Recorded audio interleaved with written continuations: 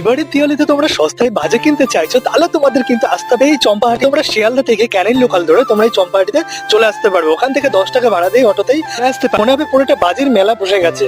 1 টাকা থেকে শুরু করে 2 টাকা 3 টাকা সেল রেটে এখানে তোমরা বাজি পেয়ে যাবে বিভিন্ন আইটেমের।